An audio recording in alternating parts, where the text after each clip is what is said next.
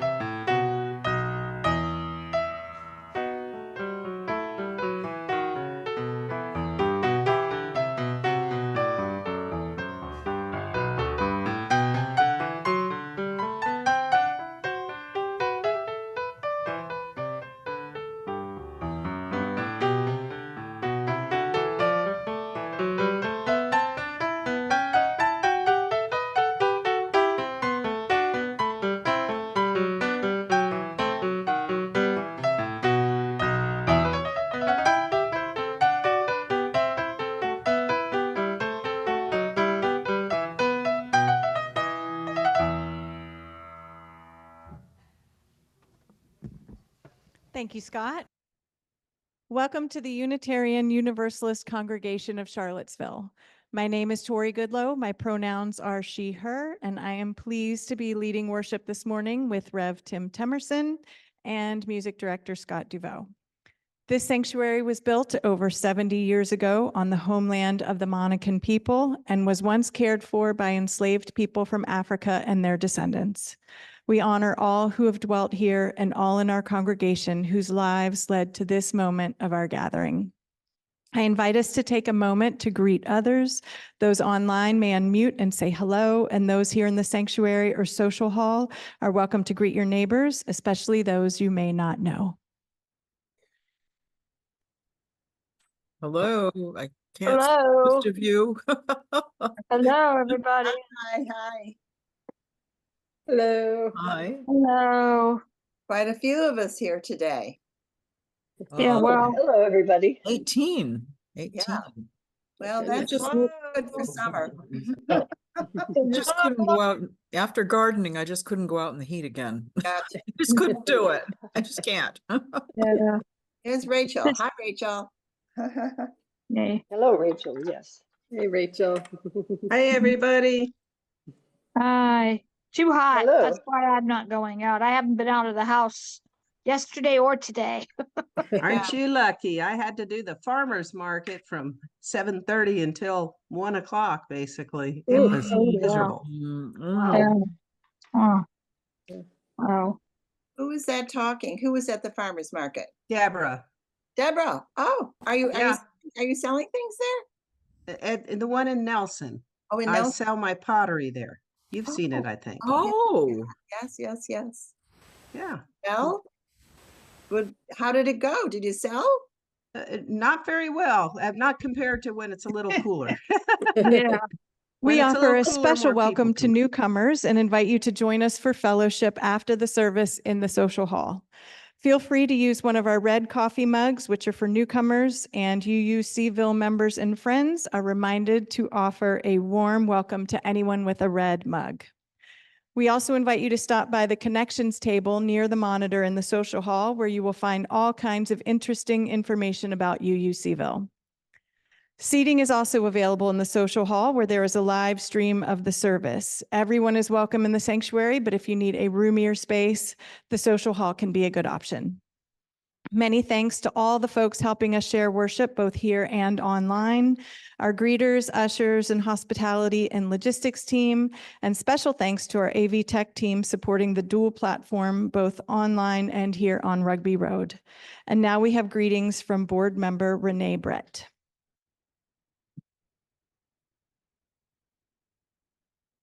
Good morning. 2 weeks in a row, what can I say? Welcome from the board. I actually wrote a few things down because I had some things I was going to say this week that I said last week, but I forgot some things. So I welcomed our new secretary, Tammy Wilt, who will be taking place of Haley, who's been serving us very well, and also Sylvie Semmelhack, who will be our board member at large, taking the place of Jimmy, who has also been serving wonderfully for us. And I also wanted to mention special thanks to our board VP, Bev Ryan, for serving a second term, which is so kind. And also Chris Little, I don't know if I've seen him today, who will be picking up a second term. And there were also members, thanks everybody. Members of the nominating committee also that are taking on another year. So I thank everyone for doing that. It's nice to have some new faces and also those who are willing to serve another term. I also wanted to mention that this week we actually have our board meeting in person once a year as we usher off those who have served and bring in the new folks. We try to meet in person, and it will also be on Zoom. And as always, anyone's welcome to join. So thank you. Have a great day.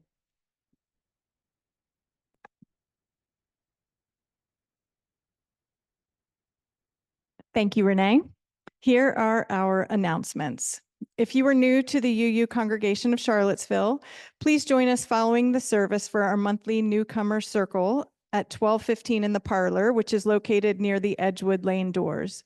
Rev Tim and several lay leaders will be present for 30 minutes of conversation about Unitarian Universalism and UU-Cville. Get some coffee and popcorn and join us. Our senior high youth group members will be heading off to their week-long Appalachia Service Project adventure on Sunday, June 30th at 8 a.m. The youth will work to make homes warmer, safer, and drier for families by providing critical repairs. The trip also creates wonderful opportunities to establish meaningful, long-lasting relationships with homeowners and fellow volunteers. Want to show our youth volunteers some love and support? You can do so by sending them off with yummy snacks. Donations and snacks need to be in the box in the social hall at the church before June 30th. You can use the Sign Up Genius in the newsletter as well. Parents, please register your children for the Sunday Summer Fun program so we can plan and prepare for summer activities.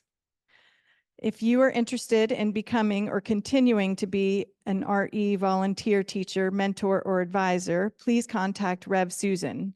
And remember to register all children from birth through high school for children and youth religious education. We are now taking prospectus forms for adult faith classes beginning in the fall or spring. See Rev Susan at the RE table in the social hall if you have an idea and learn more about adult faith formation. Saturday, June 29th at 10 a.m. will be the National Poor People's and Low Wage Workers Assembly and Moral March on Washington, D.C. and to the polls. The Charlottesville Clergy Collective is getting several buses to go to Washington, D.C., and Rev Susan is working to coordinate this with the Charlottesville Clergy Collective. See her at the RE table to express interest in riding the bus, or see our website and look under calendar and details for June 29th to sign up for the bus. Please join us in the social hall after the service for coffee and conversation. Morning, everyone. Is it just me or is Reverend Susan really busy? Wow, I mean, she's doing it all. All right, so this morning, Tori and I would like to offer a call to worship from my colleague, Sherry Woodbury. Welcome, who come in friendship, who long for genuine community. May you be graciously received here as your authentic self. Welcome, who come in curiosity, full of questions, or simply open. May you embrace wonder and encounter new delights. Welcome, who come heavy with fatigue, weary from troubles of the world or the troubles of your own life. May you rest and be filled in this sacred space. Welcome, who come with joy for flowing rivers and gentle breezes, for changing skies and great magnificent trees. May the grace of the world leave a lasting imprint in you. Welcome, who come with thanks for the altruism of the earth and the gift of human care. May your grateful heart overflow and bless those around you. Come, let us celebrate and worship together. As Angela Orball lights the flame of our chalice this morning, please join me in saying our unison chalice lighting words. We gather this hour as people of faith with joys and sorrows, gifts and needs. We light this beacon of hope, sign of our quest for truth and meaning in celebration of the life we share together. And now do our hand motions. We light this chalice to celebrate Unitarian Universalism. This is a church of open minds. This is a church of helping hands. This is a church of loving hearts. Please rise in body or spirit and join in hymn number 1010, We Give Thanks.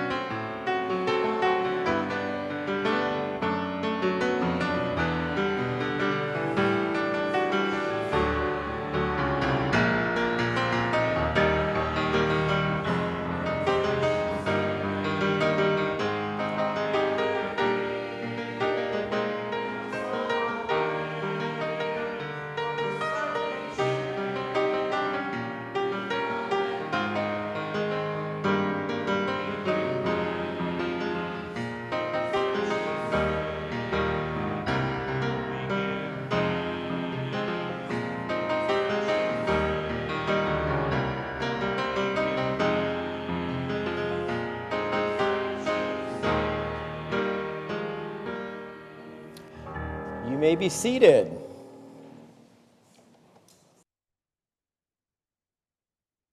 That little song is absolutely one of my favorites. And you know that because I pick it like once a month, probably. So, but to me, it just always captures what's in my heart when we gather on Sunday mornings. By the way, for those of you who are new to our congregation, we rarely take the time to do this, but let me just say briefly, when we light the chalice and we do those hand motions, I know for somebody who's here for the first time, you might be like, what's that all about? But let me explain. So those chalice lighting words, we are the church of the open mind, the helping hands, and the loving hearts.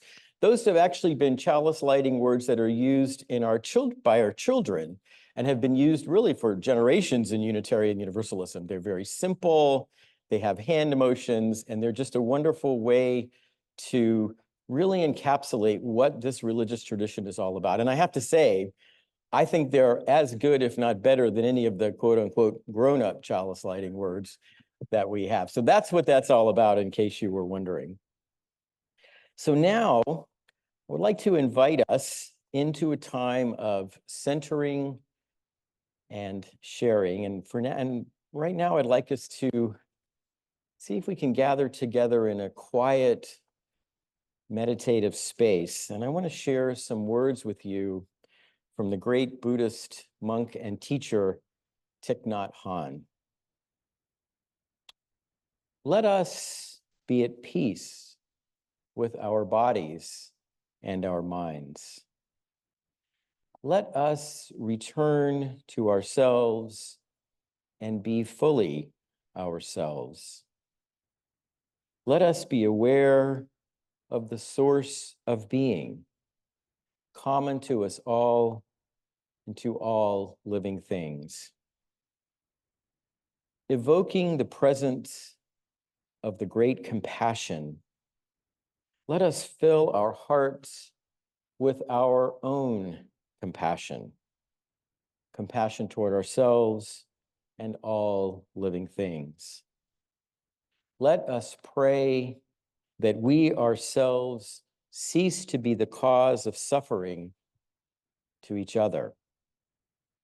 With humility, with awareness of the existence of life and the sufferings that are going on around us, let us practice the establishment of peace in our hearts, in this congregation, and on earth. I'd like to now invite us into a few moments of shared silence.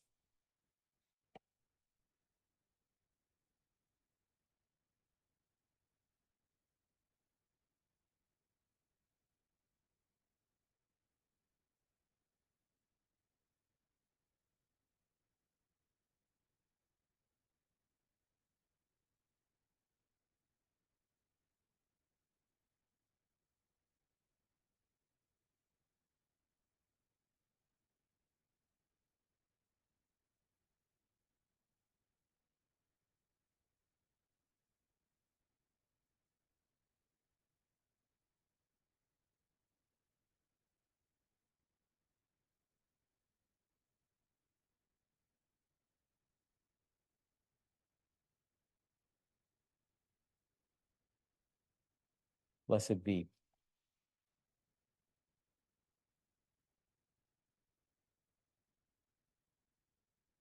We are an interconnected community that cares for one another. Part of how we embody this care is by making time each week to share the joys and sorrows we hold in our hearts. I will now. As is our practice, you are invited to come forward now and place a glass stone in a communal bowl of water as a symbolic act of each being held by the larger love that holds us all.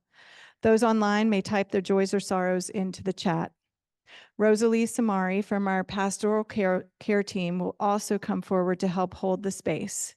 She will be available for a few minutes after the service in the back corner of the sanctuary if you are in need of pastoral support or just need someone to listen.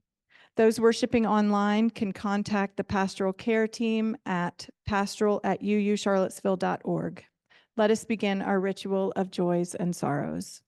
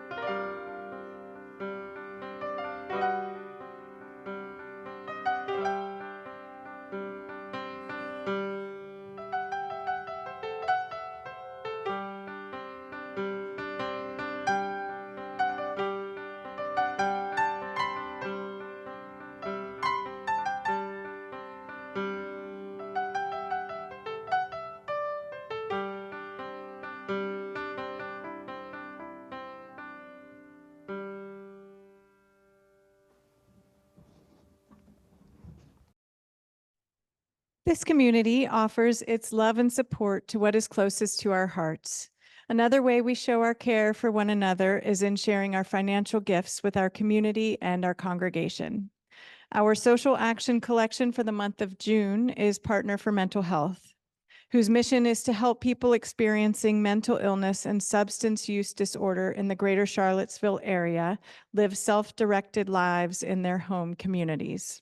Partner for Mental Health provides intensive, flexible, and comprehensive assistance to assist people living with mental illness meet their recovery goals. Rachel, will you please show us the social action slide for giving for those who would like to make a donation to Partner for Mental Health? In addition to giving online, if you would like to give today with cash or check, please use the social action collection envelopes here in the sanctuary and place your offering in the collection plate. Along with our social action collection, each week we invite everyone into the spiritual practice of generosity by giving to the ministry of our congregation. Through your pledges and with the weekly Sunday morning offering, together our financial gifts sustain and support our congregation. This is our shared ministry.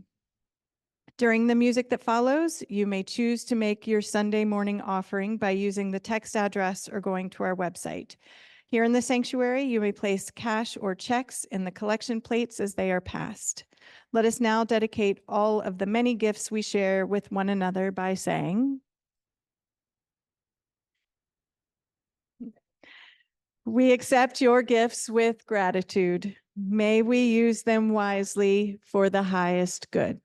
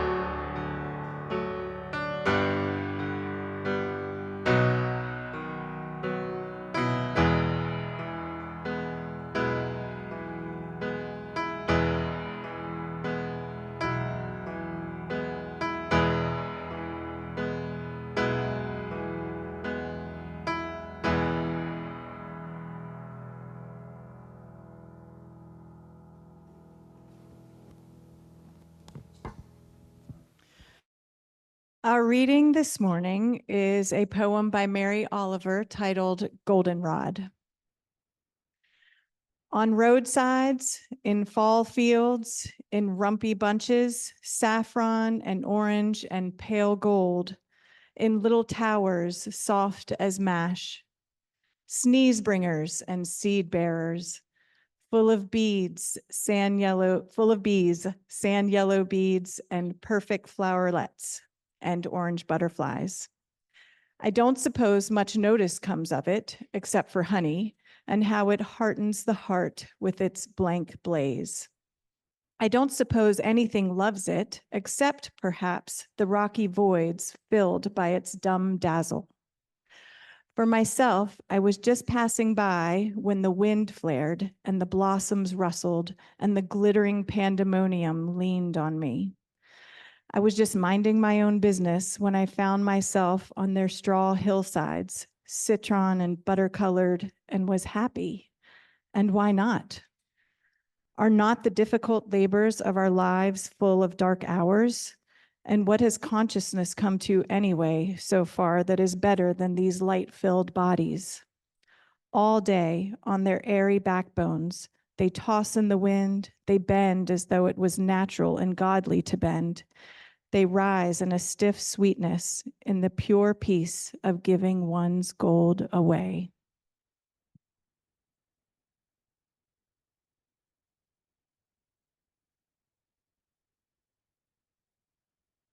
Thank you, Tori. Thank you, Mary Oliver. Minister can never go wrong selecting a Mary Oliver poem on a Sunday morning. So before I get started and share a few thoughts with you about happiness, I just wanted to mention that on Sunday mornings, I'm going to disappear for a little while. So please don't think that you've gotten rid of me permanently. I will be taking next Sunday and then all the Sundays in July off. So just to get a little rest and recharge. And I've arranged for a host of wonderful guest ministers and preachers. Next Sunday will be our own Scott DeVoe, who will be leading the service and playing the piano, I think. So double duty. He may have to have his roller skates on, I don't know. But we've got a great lineup during the month of July. So hope we'll keep seeing you, and I will be back preaching in August. So good. And I'm very excited to see so many new and newer faces today. There's a lot of folks here that are here for the first time or have been coming for a few weeks. And that's really, really wonderful. We are delighted that you are joining us this morning and have been joining us. And again, I hope that many of you will be able to come to the Newcomer Circle, which will be in the parlor at 12:15, and I will be there, and I look forward to hopefully seeing many of you there. Okay, now, I want to begin this morning by telling you a story about my own experience with happiness, or perhaps I should say my experience with being happy. Now, I'm looking out at my wife, who was a participant in this story to some extent. I imagine she'll start giggling pretty soon. So some years ago, long before I had become a UU minister, Carol and I were participating in a talent show at the UU congregation we belong to. Now, I think it's safe to say that the only real qualification for being in this show was that you didn't really have to have any talent.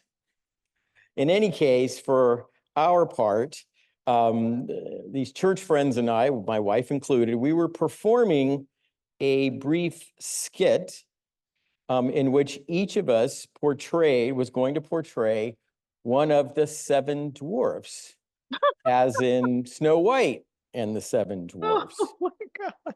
Now, I felt pretty good going in about my upcoming performance, since playing roles that don't require much talent or much height come pretty naturally to me. And the 7 dwarfs have pretty distinct personalities and characteristics, right? Grumpy, sleepy, dopey, bashful, and so on. I mean, how hard could it be? The only one I have never been sure on what exactly he does is Doc, but luckily one of my fellow castmates wanted to be Doc, so that was fine. Now, when I got to the church that night, I was under the impression that I was going to play Dopey, a role for which I'm very, very well qualified. But there was some kind of a mix-up in our assignments, and when the group gathered that evening, I was reminded I was supposed to play Happy. Now, I know that doesn't sound like a big deal, going out on stage and being happy, but the more and more I thought about what Happy the dwarf looks like, or how I might interpret them, I drew a blank. And the longer I thought about it, the more confused and even a little stressed out I got. All these crazy questions started racing through my mind. Does being happy with a capital H simply mean that I smile? Do I have to smile in a particular way? Do I try to look content, satisfied, joyful? Oh my God, what do they look like? Finally, out of mounting frustration and confusion, I looked at my castmates and uttered probably one of the saddest statements of my entire life. This is where Carol starts to crack up. I looked at him and I just said, guys, I don't know how to be happy. Can one of you take that part? Thankfully, in between some giggles and some feeling kind of sorry for me, one of my friends agreed to switch roles, and I took on the very challenging role of Sleepy, which really takes a lot of talent, I'll tell you. Now, needless to say, I struggled to play Happy from Snow White and the Seven Dwarfs. Probably doesn't have much deep spiritual significance. Did I lose? Let's see. Well, it says I'm still on. Did it just die? That's all right. We have backup. Yeah, I'll just do it. Yep. How's that, everybody? How's that? Better? Okay, there we go. Where was I? Oh yeah, I was having trouble being happy. That's right. So, there's probably not a lot of deep spiritual learning to be done there. I'm sure that my uncertainty and confusion have a lot more to do with me and my issues than they do with any profound societal or spiritual insights. But, and there's always a but, I do think that we live in a world and a culture in which there is some confusion, and I would certainly say some misinformation about the nature of happiness, and especially about what it means to be happy. Now, without question, one thing that makes this country, I think, somewhat unique is that we were founded for happiness. Being happy is one of our foundational goals, one of our reasons for being.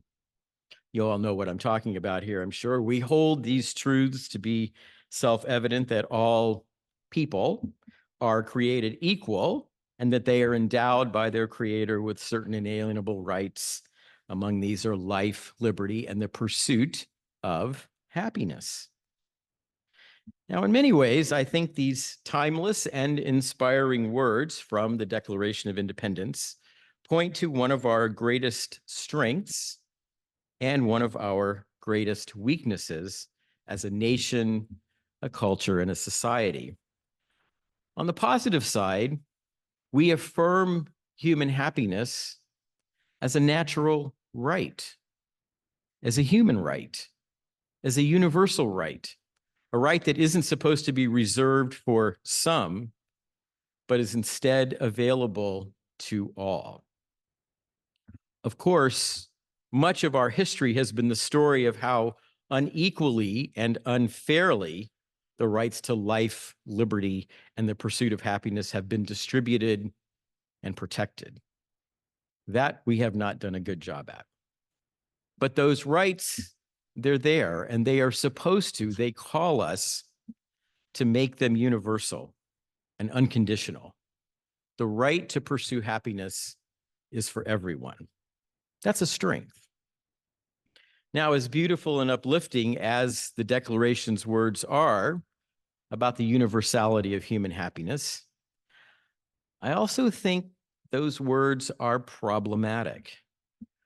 And I think the problem with the way happiness is understood in the Declaration, and how I think it's been understood a lot throughout our nation's history and in our culture, has to do with one word, and that word is pursuit.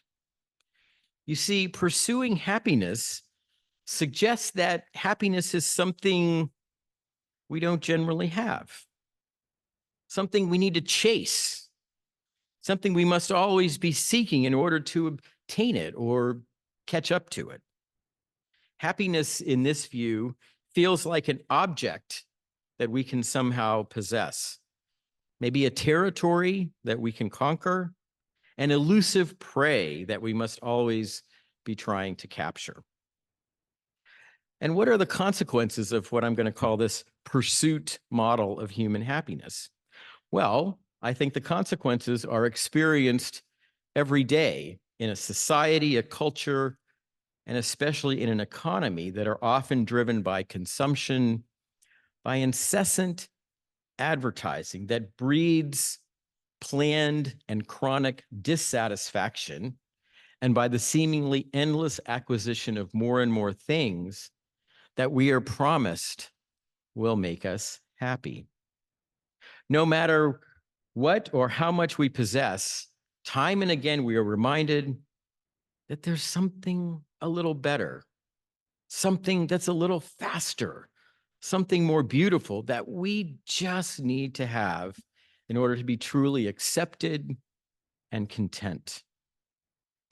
No matter how happy or satisfied we may feel, we can always be happier if we buy, if we own, if we pursue that one item or object that we may not really need, but that will most certainly make us happy.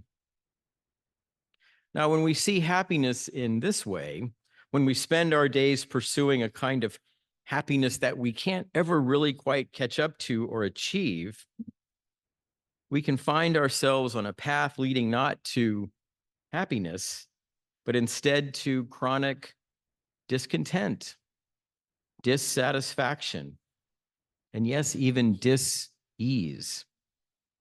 Study after study confirms that endless accumulation of stuff is not a path to happiness.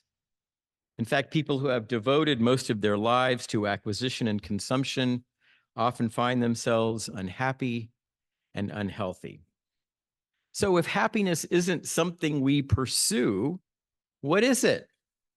Well, thankfully, there is another approach to happiness, another way of understanding what it means to be happy, a way that is radically different from the consumption-driven model that predominates in our culture. And I think that alternative approach can be found in most of the world's wisdom and spirit traditions, in the beauty of music and dance, in the love of family, friends, and community, and most certainly in the heaven of a field of goldenrods that Mary Oliver describes so beautifully.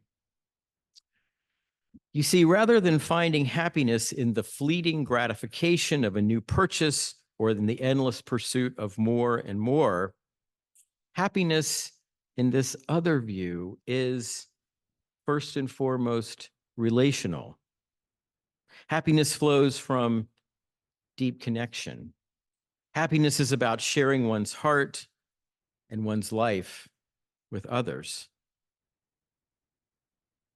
Happiness isn't about buying, it's about belonging. It's about being welcomed and celebrated for who one is. It's about being part of something beautiful, something greater, and about being so connected that our lives are filled with love and wonder and joy that transcends all the categories and separations that continually plague the human family. Rather than being about constantly adding more to our already overburdened selves, happiness has so much more to do with simply being, and sometimes letting go of our need to pursue more and more things so that we can simply be present to the joy, the blessing, and yes, the happiness that are around us and that are available to all of us. Some years ago, I was serving a congregation in Northeast Ohio I was approached by one of our members about starting a dance group at the church. I like the sound of that. At first, this person, her name was Linda. At first, I thought she must be talking about like a liturgical, a worship dance group that would dance on Sunday mornings. That's not a bad idea. That might work. That's good. Or maybe a performance group of some kind. But it turned out she had something very different in mind. She was simply looking for an informal, unstructured space that anyone would be invited to, where people could just dance and move. That was it. There wouldn't be any practices or performances. There wouldn't even be any specific dances or routines to learn. The group would simply dance for the sake of, well, dancing. Now, as we talked more about why a dancing group was important, Linda told me that dancing was essential for her well-being because more than anything else, dancing made her happy. So I thought, this sounds like a sermon. Tell me more, Linda, tell me more. So when I asked her to describe what it is about dancing that led her to be happy, she simply said that when she danced, her whole body, her whole being became part of the music and the dance. In those moments, brief as they were, all of her worries and troubles would just sort of disappear or at least fade into the background. And she would become fully present, fully in the moment, and fully alive. And as she danced, she would experience a kind of bliss and joy and contentment that I think are the essence of what it means to be happy. And it's that connection, that fading of the boundaries and the distinctions between you and me, us and them, humanity, and the cosmos. It is that deep connection and oneness that is the essence of what it means to be happy. And those connections, friends, are available in every moment. Happiness doesn't require that we do extraordinary things, that we climb the tallest mountains, or that we be accomplished dancers. I'm happiest when I'm doing the simplest of things, like spending time with my family, which I've been doing in a very loving and kind way the last few days. Making those silly grandpa faces at my granddaughter and listening to her laugh. And yes, if you would like to see those faces, I'll be putting them up for auction next fall. And the reason I'm happy in those moments isn't because I'm doing anything out of the ordinary. It isn't because I'm pursuing any kind of goal or following a plan. I'm just there, relaxed and connected by love. And I think that was the essence of my problem that night at the talent show when I couldn't figure out how to be happy. There I was. What a perfect setting, surrounded by the very people who brought so much happiness to my life. My wonderful wife, my church friends, my whole congregation. And yet I was lost and clueless. I got so caught up in trying to get happiness right that I lost sight of the fact that happiness isn't a box to check or an item to cross off of a list. If I had just managed to let go of my silly expectations and preconceived notions, and instead managed to just relax and be present and to experience the laughter and joy of the moment, I know I would have been a fabulous happy with a capital H. And that's the message, the lesson, whatever you want to call it, that I want to leave you with this morning about happiness. Don't chase it. Don't try to grab onto happiness or turn it into an object or an assignment like I did that night at the talent show. Relax. Take a breath. Be present. Be with those you love. Be with your friends. be with this congregation. Take a walk, sit on your back patio, experience the beauty of nature, a sunset, or the night sky. Be like my dancing congregant Linda and let your body and your being be part of beautiful music. Follow your heart and the spirit. Let them guide you to those people, to those places, to those moments of deep connection, of belonging, of peace, and of harmony when you feel truly at home in the universe. That is happiness. May you be connected, may you be well, and yes, indeed, may you be happy.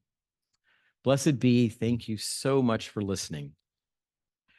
So, speaking of moving, happiness, and dancing, our closing song today, do you all know the song Happy by Pharrell Williams? So we have Pharrell on video singing, we have people dancing. So I invite you all, we'll have the words on the screen, but I invite you to please rise in body or spirit. And if you feel like dancing, please dance. Please rise.